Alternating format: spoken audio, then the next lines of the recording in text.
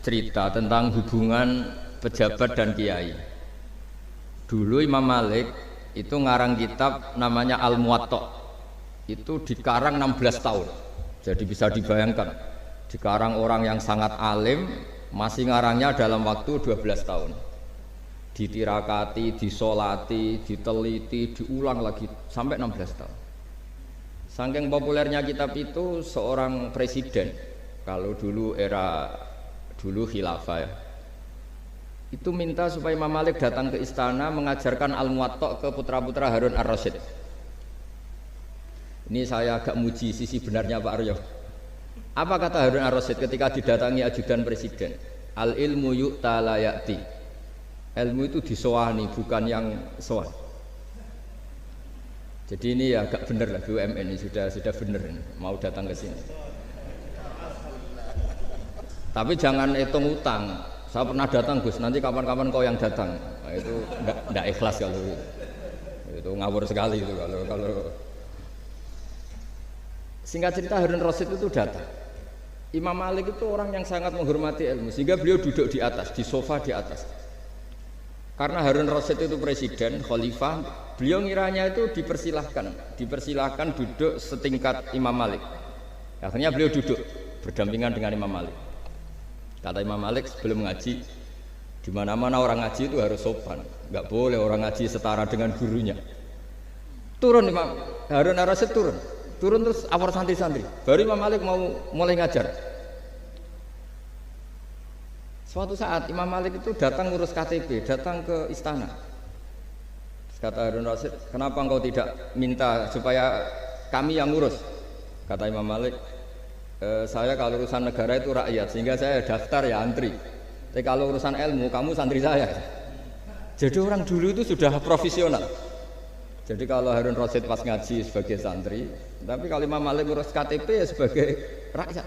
Ya antri, ya beliau yang datang. Jadi itu sudah ada percontohan hubungan yang sangat elegan, yang sangat saling menghormati antara seorang umara, yaitu zaman itu Harun Ar-Rasyid, dengan Imam Malik. Padahal kitab Muwatta itu kitab yang sangat luar biasa. Akhirnya suatu saat anak-anaknya Harun Rasyid itu disuruh ngaji. Niku penggaweannya niku pekerjaannya itu suruh bawa kendinya Imam Malik kalau mau wudu. Pernah suatu saat Imam Malik wudu, yang mengucurkan air itu putranya Harun Ar-Rasyid. Hanya dikucurkan ketika basuh wajah dan tangan. Pas Harun Rasyid lewat, dinasihati juga, halla ghusal taqaddamaihi, harusnya kamu tidak hanya mengucurkan untuk wajahnya, juga untuk kakinya. Padahal itu anak seorang presiden. Jadi betapa dulu itu harkat dan martabat ilmu itu sangat dihormati. Nah, kenapa demikian? Karena ilmu ini yang membentuk sebuah bangsa.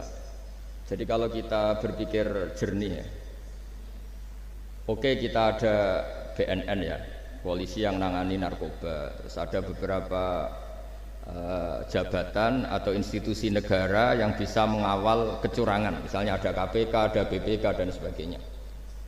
Tapi tanpa masyarakat dibentuk kiai dan dibentuk norma-norma agama, itu capek.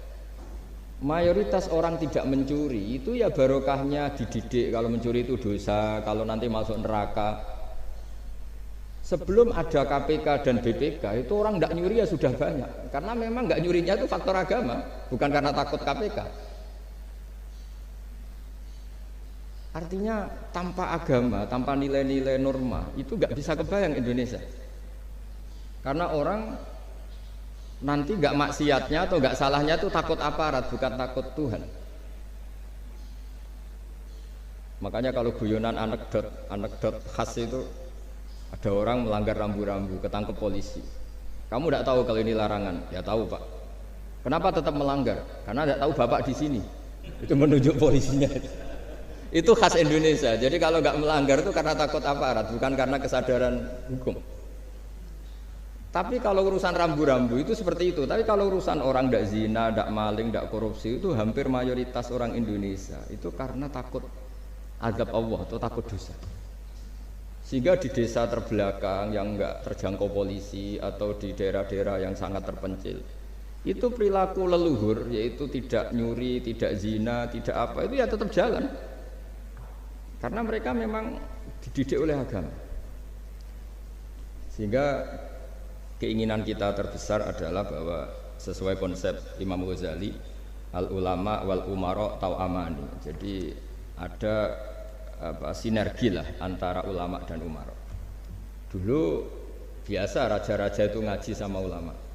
Tapi ulama juga biasa antri di kerajaan untuk ngurus administrasi negara. Jadi beliau-beliau ya bisa sebagai rakyat, tapi juga sekaligus sebagai guru. Karena beliau-beliau ini orang-orang yang bisa menanggalkan egonya. Lalu kenapa kerajaan dulu itu begitu kuat? Ada contoh paling populer dalam mengelola negara, yaitu Umar bin Khattab. Itu Sayyidina Umar bin Khattab itu bajunya, jubahnya itu ada 12 jahitan, saking jeleknya itu. Jadi saking jeleknya itu 12 jahitan. Ada pernah seorang kiai yang cerita ketika Baitul Maqdis itu ditaklukkan oleh pasukan Umar, itu beliau harus naik unta dari Madinah sampai Yerusalem. Karena kerajaan yang ditaklukkan itu membayangkan Umar itu seorang presiden, seorang khalifah, pasti wah. Itu ternyata pas sampai gerbang Yerusalem itu Umar itu yang nuntun unta. Karena ketika unta itu hanya satu, sama pengawalnya bilang, saya mau naik unta asal gantian. Ya 2 kilo Umar naik, 2 kilo ajudannya yang naik sampai. Lah pas mau pintu gerbang itu pas giliran Umar yang nuntun. Kata ajudannya, kali ini jenengan yang naik saja. Enggak, saya enggak mau bohong. Jadi yang disambut ya ajudannya. Karena ajudannya pakaiannya lebih bagus dan Umar pakai tadi jubah yang berjahit 12. Jadi betapa orang-orang dulu itu ketika jabat itu malah tasawuf. Karena tadi dipandu oleh agama. Setelah itu ada beberapa sahabat yang usul, ada pesta gitu karena ini hari kemenangan. Kata Sayyidina Umar, Inna Allaha ta'ala ayyara qauman faqala adhabtum thayyibatikum fi hayatikumud dunya wastamta'tum biha. Di antara kritik Allah kepada orang-orang yang enggak benar adalah jatah kenikmatan kamu sudah kamu habiskan di dunia. Maka di akhirat sudah tidak ada jatah. Maka kata Umar, astabqi thayyibati. Jatah-jatah kenikmatan saya biarkan utuh. Maka tidak saya nikmati sekarang. Nah makanya ini saya sekaligus minta sama BUMN, pokoknya nggak usah lah ngundang saya, ribet. Selain ribet ya soalnya ngaji saja. Saya ini jadi kiai itu ya bingung. Ya sering dihormati orang, dicucuk, kadang disangoni. Kalau kadang ya mikir, nak jatah kuntek terus piye. Makanya saya tuh ya sering ngebes, ya biasa saja hidup saya. Karena saya tidak ingin jatah saya ini habis. Tapi kadang-kadang orang itu ingin berlebihan menghormati kiai. Saya berkali-kali bilang, ketika ada orang menghormati saya itu yang repot saya. Yang menghormati benar karena menghormati kiai. Tapi kiainya yang masalah kan. Kalau tidak bisa ngelola hatinya jadi tamak, jadi ribet. Makanya ini kan ya sudah saya tetap sebagai kiai ngajarkan ikhlas. Makanya guyonan di kitab-kitab dulu, kalau ada orang cantik sowan kiai itu kata kiainya, saya yang bingung. Kamu melihat saya ibadah, saya melihat kamu masalah. jadi tapi kalau kiainya agak soleh ya enak, sama-sama seneng kan. Masalahnya kita ini soleh, paling enggak berusaha soleh. Ya jadi kalau Pak Aryo sowan sini itu dia benar, sudah sopan lah sama kiai, beliau pejabat sopan. Saya yang masalah kan. Misalnya saya ke Jakarta terus ingat Pak Aryo ingin difasilitasi, saya kan jadi repot. Makanya kemungkinannya kecil, kalau saya ke Jakarta tak hubungin itu kecil dan tidak perlu tersinggung. Saya selama ini ya sering ke Jakarta ya biasa. Saya hampir per 3 bulan atau 4 bulan datang ke pondoknya Pak Kures. Ya jarang hubungi pejabat. Ya sudah kalau mau ngaji aja. Nah, kenapa saya menekankan ikhlas? Karena ini kan acara khataman. Di antara pokok dari ajaran Quran adalah wa ma umiru illa liya'budullaha mukhlishina lahuddin. Jadi kalau sudah berani beragama ya kita harus ikhlas. Dan saya berkali-kali bilang ikhlas itu mudah, harus dilatih. Saya berkali-kali memberi analogi itu gampang sekali. Lama sekali kita bilang kalau yang putih itu putih. Lama sekali kita bilang yang hitam itu hitam. Itu tidak ada yang gaji. Kenapa kita mengatakan tembok ini putih? Karena memang putih. Kenapa orang mengatakan peci itu hitam? Ya karena memang hitam. Itu tidak ada yang gaji dan semuanya ngomong seperti itu. Tapi pas Anda ngomong Allah itu Tuhan, minta masuk surga. Pas hubungan dengan Tuhan itu selalu tidak ikhlas. Padahal kita biasa ngomong hakikat ini ikhlas. Kita ngomong tembok ini putih ikhlas, ngomong peci hitam itu. Pas ngomong kalau Allah itu Tuhan, minta surga. Padahal bedanya apa? Hanya sama-sama ngomong mengatakan sesuatu yang nyata. Sehingga saya berkali-kali bilang dan ini akan saya kampanyakan sampai saya mati. Di antara gejolokan Allah sama orang soleh. Jadi orang soleh itu nanti juga digojlok sama Allah. Kenapa kamu nyembah saya? Karena saya ingin masuk surga ya Allah. Yang satu ditanya, kenapa kamu nyembah saya? Karena saya takut neraka ya Allah. Berarti kalau saya tidak bikin surga, tidak bikin neraka, kamu tidak nyembah saya. Ya udah gitu Gusti tempat nyembah jenengan. Tapi kadung kliwat alasannya itu. Makanya saya itu tidak pernah bilang ke anak saya gini, kamu harus syukur karena bapak dapat pekerjaan. Tidak pernah saya. Kamu harus syukur bapak punya uang, tidak pernah. Nanti syukurnya nunggu bapak punya uang. Kalau nggak punya uang nggak bapak ribet. Maka ini yang bupati, yang pejabat tidak usah syukuran bapak naik pangkat, bapak direktur BUMN. Nanti kalau enggak sudah pensiun sudah syukurnya hilang. Lah karena ini kan ngaji sama kiai ya, saya ajarkan khas kiai. Saya sampai sekarang ya tidak nikmati kebesaran nama saya atau apa, karena tadi memang harus dilatih. Kalau kita bisa mengatakan putih itu ikhlas, tanpa tekanan, tanpa imbalan. Kenapa pas mengatakan Allah Tuhan harus minta surga? Padahal Allah itu tetap Tuhan meskipun tidak menciptakan surga dan neraka. Nah dari pemahaman seperti ini, para mufassir itu tahu kualitas kalimat fattaquni ya ulil albab. Takutlah kepada saya. Jadi kualitas kata fattaqun naro sama fattaquni itu bagi orang-orang hakikat lebih takut kalimat fattaquni. Kata orang-orang tasawuf neraka itu nanti, itu pun kita mesti masuk. Tapi kalau Allah sekarang pun sudah ada. Jadi kalau cara berpikir orang tasawuf gini. Ini karena Pak Bima mesti gak pernah belajar tasawuf, karena belajarnya nyari uang gitu. Makanya ini tak ajari cari tasawuf. Tadi sudah tak gojlok. Harus ngapalkan Quran katanya. Kalau cara berpikir tasawuf itu gini. Surga dan neraka itu muajjalah, itu nanti. Kamu nyembah Allah ingin masuk surga. Takut menghindari maksiat atau takut sehingga tidak maksiat karena takut neraka. Dan surga itu simbol ridhonya, neraka simbol bencinya, sukhtunya Allah. Terus kata orang-orang tasawuf cara berpikir Allah itu sudah ada sekarang, mulai dulu sampai sekarang Allah sudah ada. Kalau Allah sudah ada berarti Allah sekarang ya bisa berstatus ridho ke kamu atau berstatus benci ke kamu. Kenapa takutnya nanti? Wong Allahnya sekarang kok takutnya nanti? Ya sekarang juga kamu harus amal tuh nakdan tuh cash. Allahnya ada sekarang ya ibadahnya harus ada sekarang. Makanya kata orang-orang tasawuf, andaikan Allah tidak bikin surga atau neraka ya saya tetap nyembah karena surga itu simbol ridhonya. Bahwa surga itu nyata ada, ya nyata ada. Dengan segala fasilitasnya itu nyata ada. Tapi bahwa surga itu tetap kamu masuk surga karena cari ridhonya Allah. Kalau Allahnya sudah ada, berarti ridhonya sekarang sudah ada. Harus kamu cari sekarang, jangan nanti. Sehingga kadang-kadang orang yang ingin masuk surga itu ya kelasnya kelas amatir. Masyhur itu. Ada seorang wali masuk surga ketemu Allah ditanya. Karena wali ini biasa mensyafaati murid-muridnya. Ya Allah, kenapa murid-murid saya tidak kelihatan sowan jenengan? Murid-murid kamu ingin masuk surga karena ingin makan enak, punya bidadari cantik-cantik itu di sana. Tapi mereka lupa saya. Jadi akhirnya di surga tapi nggak ketemu Tuhan.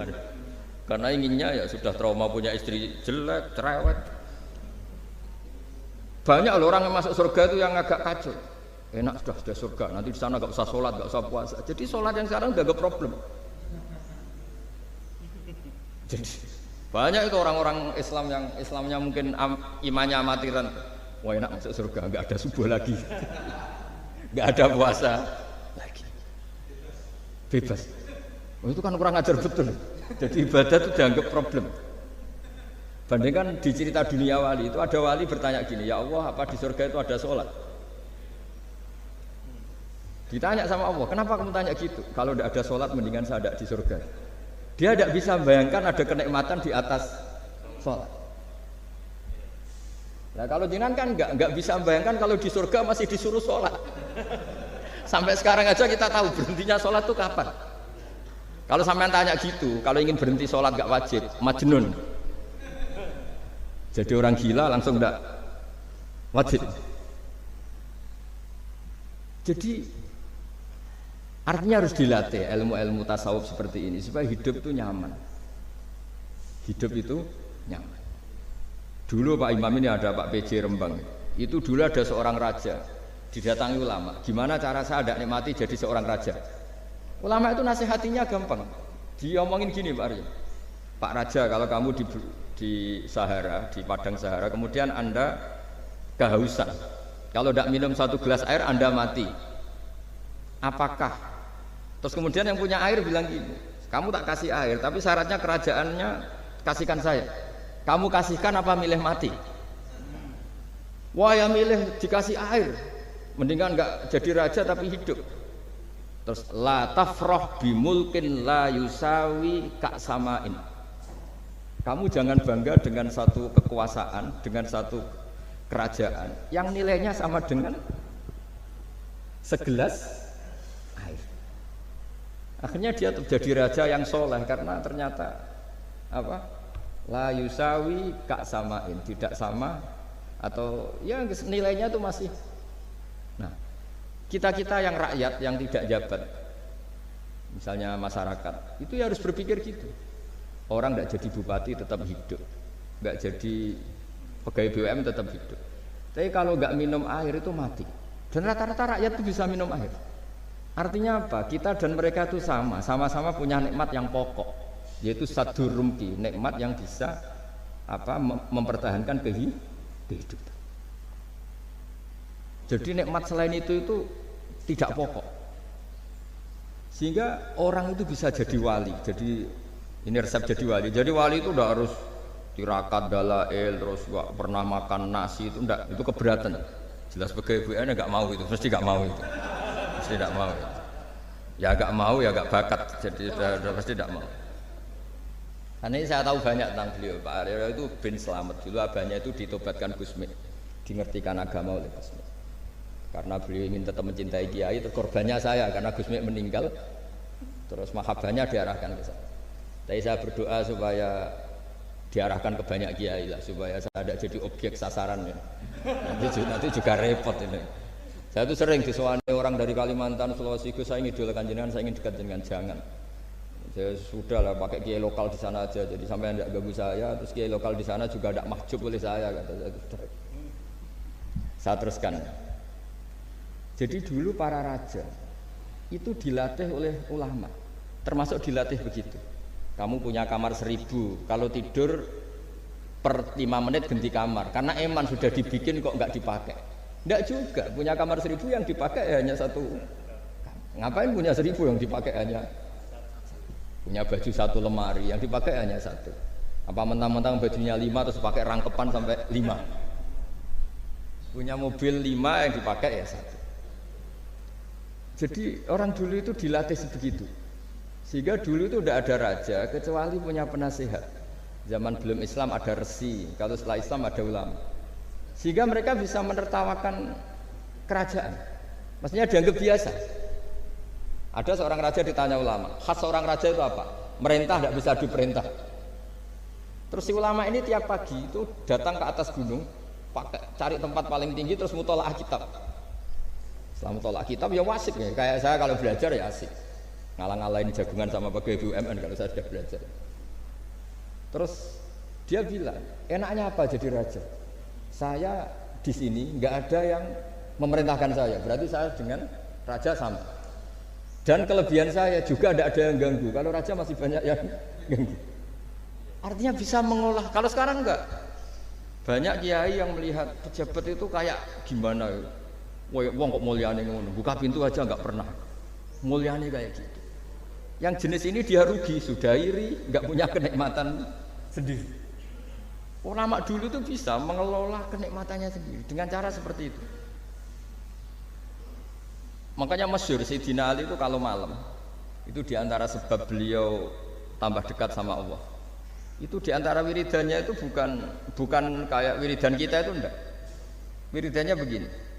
Ya Allah, kafani izzan an takuna li rabban wa kafani fakhran an akuna laka abdan. Saya sebagai manusia ini sudah sempurna, punya Tuhan engkau. Tuhan yang maha dahsyat, maha top. Kayak apa nyesalnya saya kalau punya Tuhan hanya sebuah batu, hanya pahatan batu, atau Tuhan yang mati, atau Tuhan yang kelaparan. Wa kafani fakhran an akuna laka abdan, dan saya ini bangga karena jadi hambamu. Jadi orang dulu itu nyembah Allah itu tidak harus dengan kalimat subhanallah akbar, tapi punya kesimpulan yang menjadikan mereka ini nyaman dengan Allah.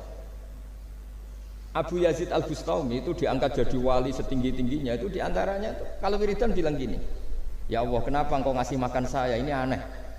Kenapa engkau ngasih minum saya, itu aneh. Di mana-mana orang memberi itu ada kepentingannya. Misalnya majikan bayari karyawan karena ada kepentingannya. Malah kalau di fikih itu agak absurd. Fikih itu hubungan suami istri itu agak kacau kalau dalam fikih. Lelaki itu tidak wajib nafkah istrinya kalau tidak ngasih.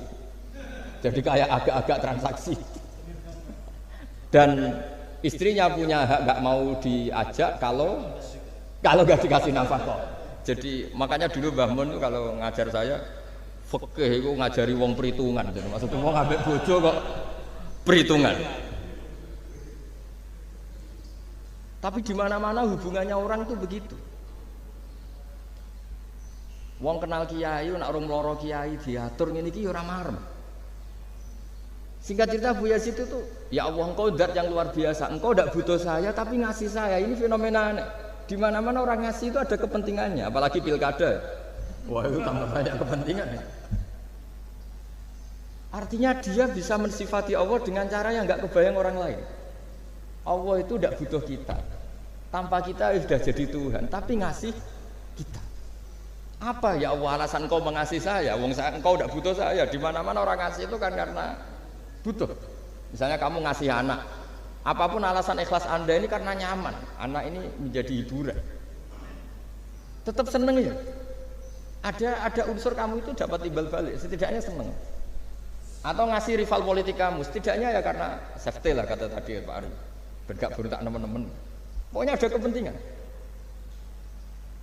Tapi Allah ini zat yang nggak punya kepentingan, kemudian tetap ngasih. Dari situ terus dia punya cara mencintai Allah.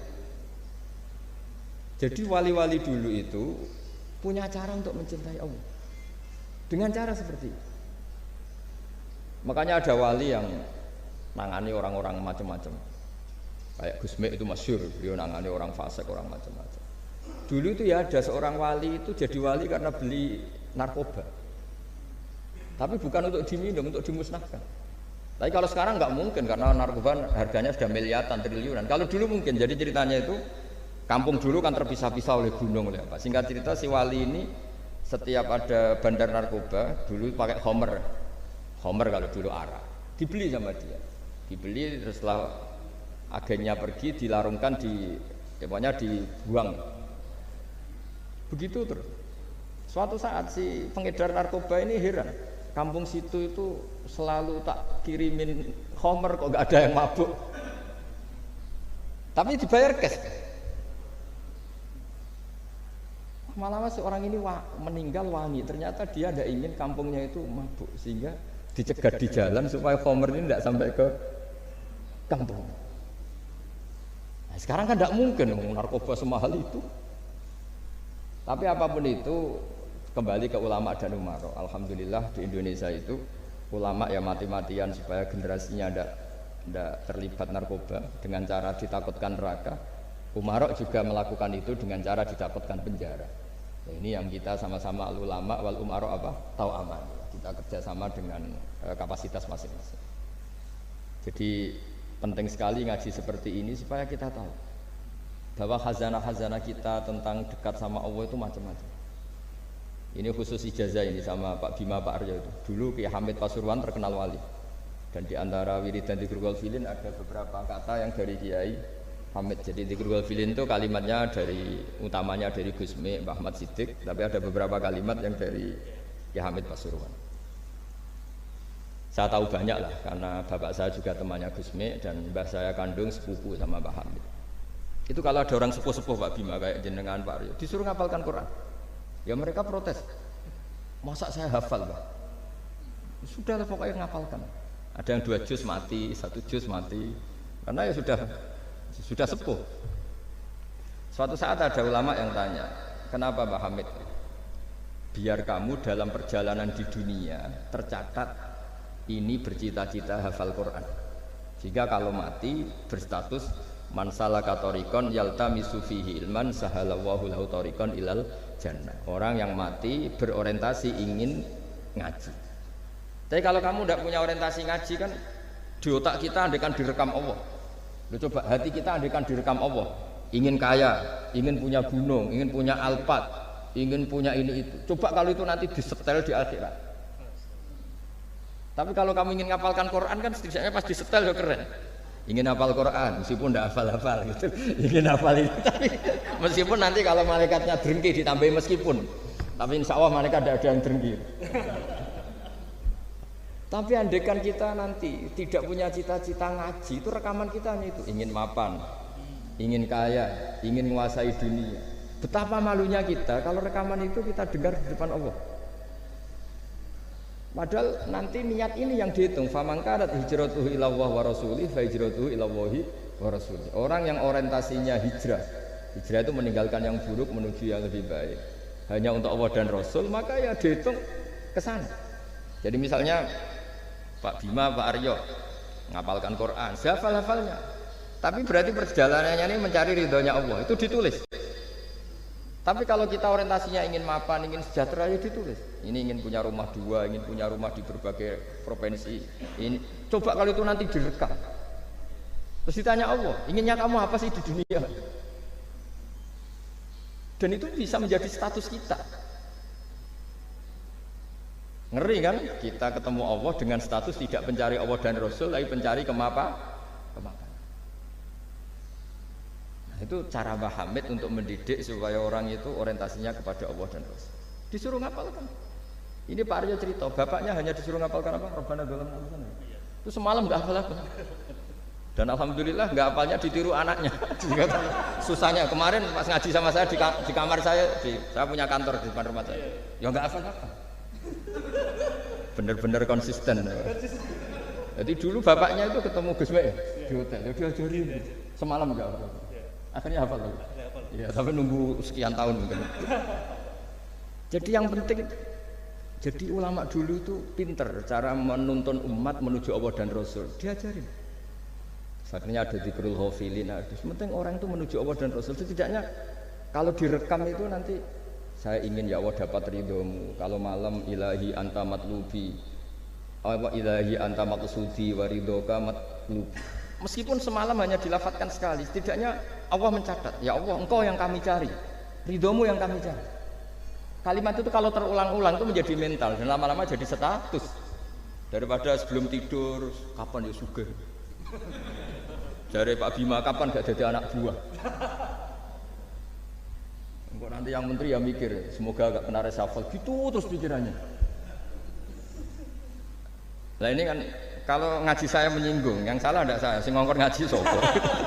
Saya makanya saya santai saja. Sampean kecewa malah bagus lah, karena tidak ngel-ngelo saya lagi. Saya dalam hal ini itu anut mazhabnya Imam Syafi'i. Imam Syafi'i itu, saya punya kitab, namanya Diwanus Syafi'i. Itu kalau orang tidak senang itu paling bagus menurut saya. Pak Imam Syafi'i, separuh kampung tidak senang jenengan. Ya bagus lah, kalau nggak senang tidak akan utang duit, nggak pinjam mobil. Wong nggak seneng itu kan nggak mungkin pinjam uang. Saya pernah ketemu seorang bupati cerita ini, nggak perlu saya sebut. Bupati aktif. Setelah saya cerita ini, terus Gus saya ingin ketemu jenengan 4 mata. Setelah ketemu saya lucu. Saya akan cerita. Di antara wasiat bapak saya itu unik Pak. Ngelola wong gedeng gue enak, sing ribet itu ngelola wong seneng. Jadi ngelola orang benci itu mudah. Yang ribet itu ngelola orang senang. Itu mahal sekali. Itu dulu saya tidak paham. Bareng kenal wong seneng ngel-ngelno. Nak sing ra seneng kan sudah selesai. Akhirnya Imam Syafi'i dan separuh kampung ini tidak seneng jenengan. Ya bagus lah. Mereka tidak akan utang saya, minta tolong saya. Artinya orang dulu itu jadi yang seneng dikelola untuk teman kebaikan, yang nggak seneng dianggap menjadi harga itu murah. Singkat cerita terus bupati ini datang ke saya cerita. Yang jelas gak bupati Rembang, nggak ada pesantren. Cerita di bawah beduk. Cerita, iya Gus. Rival politik saya ketika saya kalahkan itu selesai. Tapi mitra politik nganti saya kira barbar.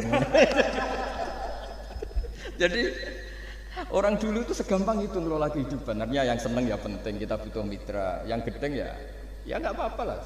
Barokahnya gedeng itu tidak ganggu anda kan. Asal sing gedeng aja dukun santet ribet itu kalau nanti. Ketika Imam Syafi'i diceritain orang yang tadi nyium tangan jenengan, yang sama jenengan diluk hormat, di luar itu memaki-maki jenengan. Kata Imam Syafi'i, baguslah, berarti saya wibawa, di depan saya tidak berani. Jadi beliau seenteng itu melihat dunia. Jadi orang dulu itu, makanya mereka gampang jadi wali karena radhiyallahu anhum wa radu an. Jadi orang yang melihat Allah itu sudah ridho ya sudah. Nabi Musa itu kekasih Allah, kalimullah. Itu orang Israel, itu yang gedeng yang ngel-ngel, no. Yang seneng yang ngel-ngel, no. Malah paling ribet kalau ngadepi orang Israel. Singkat cerita Nabi Musa itu bilang gini, ya Allah, kasih saya ijazah, yang dengan ijazah itu orang terbungkam semua, tidak bisa ngeritik saya, tidak bisa mencibir saya, tidak bisa ngata-ngatain saya. Jawabnya Allah itu lucu, ya Musa, hadza syai'un lam asna'hu li nafsi fa kaifa asna'u bika. Aku pangeran sing salah paham akeh pemen aku kowe mau nabi. Aku iku pangeran sing salah paham mbek aku ada. Jadi saya ini Tuhan. Yang cara pandang tentang saya keliru itu saja banyak, apalagi kamu. Mestinya saya yang terbebas dari disalahpahami. Karena Nabi Musa aku itu pangeran, darani anak di bojo, ono sing darani aku fakir, ono sing darani aku kikir, macam-macam. Orang Yahudi itu kalau rezekinya baru sempit itu bilang ini Tuhan kikir sekali. Sampai laqad sami Allahu qala alladziina qalu innallaha fakir. Artinya pejabat juga gitu, kalau salah kebijakan juga dihujat. Ini tidak mensejahterakan rakyat. Itu kalau lapor Allah jawabannya gitu, kamu pejabat salah pahami ribet, saya Tuhan saja disalahpahami. Jadi orang dulu itu segampang itu ngelola hubungan dekat dengan Allah. Jadi pakai rasa. Sehingga Ki Hamid Pasuruan itu ngijazai orang-orang sepuh, ada yang dikasih wiridan, disuruh ngafalkan, nggak hafal. Tadi nanti misalnya mati kok belum hafal, statusnya ini penghafal wiridan kan bagus. Daripada ngapalkan saya ingin punya rumah kayak yang di Singapura, berarti Anda menghafalkan bentuknya, pernak-perniknya. Bila perlu Anda menghafalkan nomor arsiteknya siapa. Masa Anda hafal tentang cari ridhonya Allah, hafal bangunan milik orang lain dan bayangkan punya. Kalau Anda mati pas seperti itu, berarti tujuan kamu ya untuk seperti itu. Itu faman kana hijratuhu ila dunya yusibuha aw imra'atin yang kihuha fa hijratuhu ila ma hajara ilaih. Jadi nanti kita mati itu distatuskan sesuai komitmen kita ingin apa. Itu status kita. Jadi kalau kita ingin punya rumah mewah kayak yang di Singapura, kayak yang di Amerika, kayak di Eropa, itu terekam di otak kita, terus kita ngapalkan arsiteknya namanya siapa, itu di rumah mana, terus kita ngenangen ada arsitek yang kita bawa ke sana supaya niru. Untuk kita loh, untuk pribadi, nggak tahu saya kalau nanti untuk negara, nanti kita dibantah BUMN, untuk negara gimana, mungkin masih mendingan kalau untuk negara. Kalau untuk pribadi, singkat cerita akhirnya kiai-kiai dulu itu bikin gerakan hafal Quran sama orang-orang sepuh yang jelas secara lahir tidak akan punya perjalanan menuju ini yang nanti menjadi status. Jadi misalnya Pak Imam ini PJ Rembang beberapa kali ngaji misalnya, statusnya gitu, ini ngaji sama Gus Baha, ini ngaji sama siapa, ditulis dan itu statusnya karena keinginannya memahami itu. Ya dunia sampai lewat saja. Tapi kalau kebalikannya, urusan dunia detail, arsiteknya siapa, bangunan gini habis berapa, kalau kurs rupiah berapa, untuk pribadi, itu detail, Pas urusan ngaji sekenanya, kadang sampai punya guru aliran sesat apa nggak tahu karena pas urusan akhirat sekenanya, akhirnya sedapatnya ternyata ada guru, ada kiai tapi dukun. Saking sekenanya urusan akhirat, tapi kalau urusan dunia makanya banyak orang ditipu oknum ya, oknum yang sebenarnya nggak kiai tapi ngaku kiai, sebenarnya dukun. Itu saya kadang ya senengnya itu betapa mereka diingatkan urusan dunia nggak pernah ketipu, kok urusan akhirat ketipu. Berarti apa? Urusan dunia detail, urusan akhirat nggak detail. Sampai dukun bermacak kiai saja sudah bisa nipu. Sementara kontraktor asing yang mau nipu tidak bisa karena dia ngerti detail jejak rekamnya apa gitu. Tapi kalau nyari kiai sekenanya, ini tidak nyindiri ngomong fakta. Ya cobalah itu diangen-angen lagi. Terus ini yang terakhir, ini khusus pada teman-teman saudara-saudara kita yang nangani khatamannya Gusme. Saya tadi ngasih naskah ke Pak Aryo supaya sampai ke beliau-beliau. Saya yakin beliau-beliau sudah punya, tapi supaya ini tambah mantap bahwa kita saling menguatkan. Ini saya baca ya. Ini kitab yang dipakai referensi tim lajnah penerbitan mushaf Arab Saudi dan seluruh dunia, termasuk saya. Jadi tradisi khataman kita, tadi kan kita bicara khataman. Ya saya ulang lagi, tradisi khataman kita itu kan justru ditutup dengan wa ulaika humul muflihun. Ya. Jadi tidak minal jinnati wan nas, tapi diakhiri wa ulaika humul muflihun. Jadi khataman kita misalnya minal jinnati wan nas, biasanya yang baca Quran terus baca Fatihah, terus awal Baqarah sampai wa ulaika humul muflihun. Nah, tujuannya adalah supaya kalau khatam itu memulai lagi. Ya, kalau langsung An-Nas minal jinnati wan nas berarti dia bangga dengan berakhirnya baca Quran. Pertanyaannya, dengan Anda ketemu Allah, seneng ya jagungan mau aku sebar. Betapa buruknya kita jadi hamba. Kayak kita dulu ketika ngaji, nah baru hure ngajine wis bar. Berarti nganggep guru itu problem. Makanya bangsa Indonesia itu ya agak lambat pinter karena sekolah juga dianggap problem. Pas masuk merengut, waduh sekolah. Pas bubar seneng, waduh kan sekolah. Jangan-jangan kita sholat juga gitu, ono adzan, waduh adzan. Jadi ini belum makam wakuroto ini fis sholat. Padahal cirinya orang baik itu menikmati sholat itu. Ciri utama suka ilmu ya nikmati pelajaran, enggak ini pelajaran bareng guru. Waduh, udah gitu matematika lagi. Waduh. Nah, kita baca Quran harusnya asik. Karena di situ munajat sama Allah. Ketika selesai harusnya nyesal. Waduh, baru asik sama Allah kok sudah selesai. Dan Allah punya alasan untuk menyalahkan kita. Karena kita misalnya baru seneng-senengnya pacaran misalnya, kan tidak mau akhir. Kenapa pas seneng Allah seneng berakhir? Nanti kalau kamu ditanyakan gitu tidak bisa jawab. Nah, pakai analogi itu makanya jangan pernah merasa akhir kalau baca Quran. Minal jinnati wan nas, terus baca Fatihah, terus memulai lagi. Wa ulaika humul muflihun. Sebagai bukti ya Allah, ini khataman sementara. Tapi saya akan berlanjut lagi, terus dimulai betul. Sehingga ijazah kiai-kiai kuno kalau orang haji atau umroh itu supaya kuat haji lagi, kalau ijazah kiai kuno itu sederhana. Disuruh ngomong gini, "Bah, Ka'bah, ini saya mau pulang, nilai rumah. Nanti kesini lagi." Gaya gitu. Sudah, Pak. Jangan setelah selesai ibadah haji seneng karena mau pulang.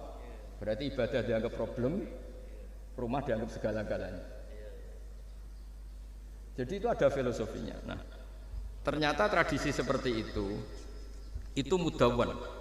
Mudawwan itu dibukukan. Ya, saya baca ini di kitab Ghisun Naf'i, karangan Imam Waliullah As-Sofakusi. Saya baca saja. Nanti yang ngerti bahasa Arab biar diartikan sendiri, yang nggak ngerti nanti saya bantu. Takmilun. Nah, ini khusus para hafid tadi yang ikut khataman, mohon didengarkan. Takmilun fi masaila tata'allaku bil khotmi.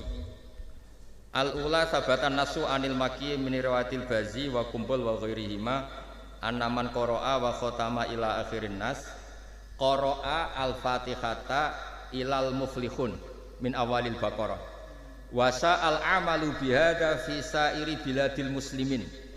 Jadi mulai dulu kalau orang khataman itu ya An-Nas, Fatihah, terus wa ulaika humul muflihun. Dan cara seperti itu wasa al amalu bihada fi sa'iri biladil muslimin. Semua negara dunia ya sama seperti itu. Hanya tradisi yang dilakukan bapak saya sampai semua guru-guru kita, guru Quran, termasuk yang di Jantiko dulu, sama sih dulu namanya Jantiko, lama-lama mantap ya.